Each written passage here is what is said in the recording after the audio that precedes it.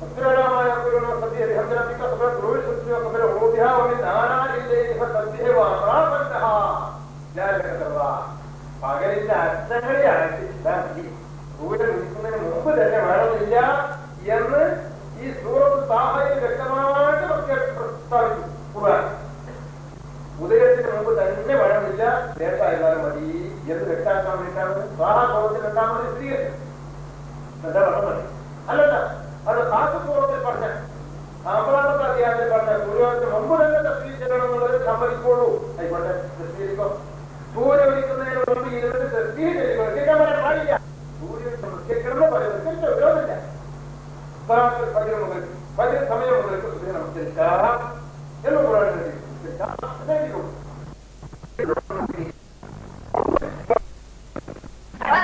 സുബ്ഹിക്ക് സുബ്ഹി നമസ്കാരം ആരംഭിക്കാം.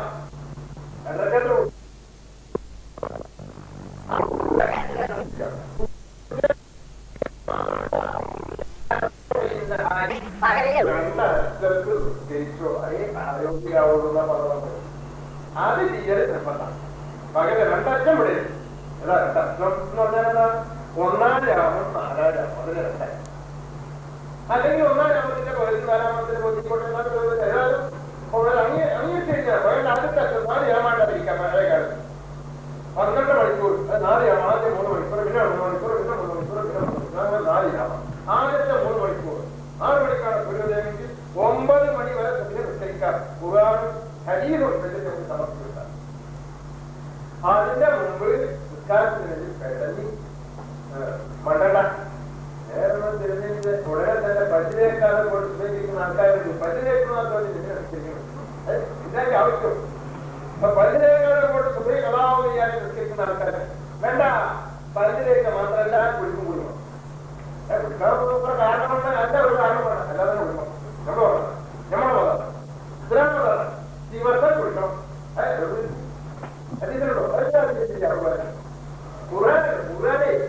ഖുർആനിൽ നഷ്ടപ്പെട്ട നടക്കാനുള്ള കാര്യങ്ങൾ ഖുർആനിൽ. ഹദീസ് നോക്കിയാൽ നിത്യപ്പടി വേണമെന്ന് ഒരൊറ്റ ഹദീസ് ലോകത്തൊട്ടും തെളിയിക്കാൻ.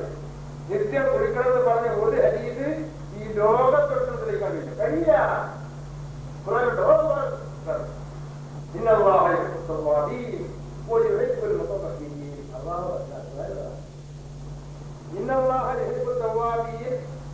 ശരിക്കും പശ്ചാത്താപത്തോട് നടക്കുന്ന നഗരാസന്മാരെ അള്ളാഹുവിന് ഇഷ്ടമാണ്.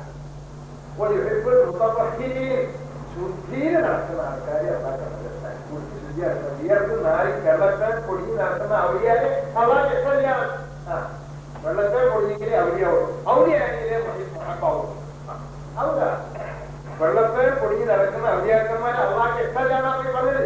കുടിച്ച് ശുദ്ധിയായി നടക്കുന്നവരെയാണ് അള്ളാഹുവിന്റെ ഇഷ്ടം. ഇപ്പൊ കുടിച്ച് ശുദ്ധിയാകും. പരിഷ്കാരികളല്ല, പഠിക്കേണ്ടത് പോലുള്ളവർക്ക് നിശ്ചയപ്പെടുത്തണം. ഇസ്ലാമ നിശ്ചയം കൊടുത്ത് കിട്ടി. അള്ളാഹു കുറിച്ചുള്ള ആൾക്കാരെ ഇഷ്ടപ്പെടും. അപ്പൊ ഒരു ദിവസം വിളിക്കാം. അപ്പൊ അത് ദിവസം വിളിക്കാൻ ഇഷ്ടമില്ല. അപ്പൊ എല്ലാ ദിവസവും അള്ളാഹു ഇഷ്ടം വേണോ? എല്ലാ ദിവസവും വിളിക്കണം. അവർക്ക് ഇത് പുരാനിരിക്കണം. ഇത് ഹരീഫോട് എടുക്കൂല. അപ്പൊ നിശ്ചയം കുളിച്ച് ശുദ്ധിയായിട്ട് 8 മണിക്കോ 9 മണിക്കോ 2:30 ഉപയോഗിച്ച് ഓഫീസിലോ ഫാക്ടറിയിലോ മറ്റേ വാർത്ത മറുപടിയൊക്കെ പഠിക്കാതെ പോകണമെങ്കിൽ എത്ര നല്ല പണിയാണത്. പ്രായോഗികതാണ്. അങ്ങനെ പകലിന്റെ 2 അറ്റത്ത് നിസ്കരിച്ചാൽ മതി. സൂര്യോദയത്തിന് മുമ്പ് വേണ്ട, പാതയ്ക്ക് വേണ്ട. പാദസംസ്കാരം പ്രായോഗികമല്ല. ഒരു തരത്തിലാണ് അതുകൊണ്ടാണ്.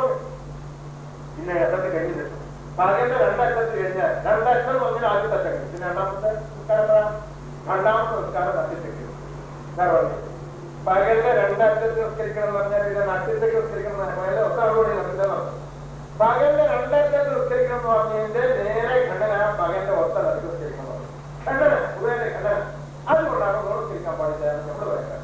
നമ്മൾ പറഞ്ഞിട്ട് കുറിച്ചുള്ള ആൾക്കാരാണ്. എല്ലാവർക്കും ബോധ്യമായിട്ടാണ്. ഞാനും എന്റെ കൂടെ ഖുർആനിൽ വിശ്വസിക്കുന്ന ഖുർആൻ സുന്നത്തുകാരായ ആൾക്കാർ പറയുന്നത് എന്താണ്? പകലിന്റെ 2 അറ്റത്ത് നിസ്കരിക്കണം എന്ന് പറഞ്ഞാൽ 2 അറ്റത്ത് തന്നെ നിസ്കരിക്കണം. അതിന് നടുക്കൊന്ന് ഞങ്ങളുടെ ഭാഗ്യം പറഞ്ഞാൽ അത് സമ്മതിക്കില്ല. ജീവിതത്തിൽ ഒരിക്കലും നബി ബഹുർ നമസ്കരിച്ചിട്ടുണ്ടെന്ന് തെളിയിക്കാൻ ലോകത്തൊരാൾ സാധ്യമല്ല. തെളിയിച്ചാൽ 1,00,000 രൂപ ഇനാന്ന് പറഞ്ഞിട്ട് ബുക്കാക്കിയിട്ടുള്ളത്. ബഹുറെന്ന് പറയുമ്പോൾ ഖുർആൻ വിരുദ്ധമാണ്. ജീവിതത്തിൽ ഒരിക്കലെങ്കിലും നബി ബഹുർ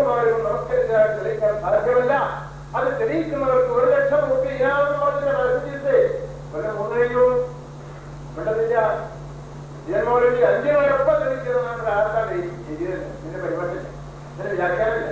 ഒരാഴ്ച എഴുതിയിട്ട് പറഞ്ഞു 5 നേരം ഇതുകൊണ്ട് സ്ഥാപിക്കുന്നു, സ്ഥാപിക്കട്ടെ. അത് ആഴ്ച എഴുതി നോക്കാണ്.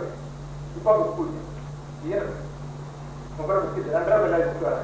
എന്താ ബുക്കാണ്, എന്താ എടുക്കാത്തെന്ന് ചോദിച്ചു നോക്കുമ്പോ 5 നേരം സ്ഥാപിക്കാൻ വേണ്ടി CN അഹമ്മദ് മൗലവി ബുക്ക് ഇറക്കിയപ്പോൾ 25 നുണയാണ് അതിന്റെ ആശുപത്രി.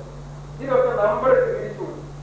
ആ ബുക്കുകൾ അതിന്റെ രണ്ടാം പതിപ്പുകളാണ്.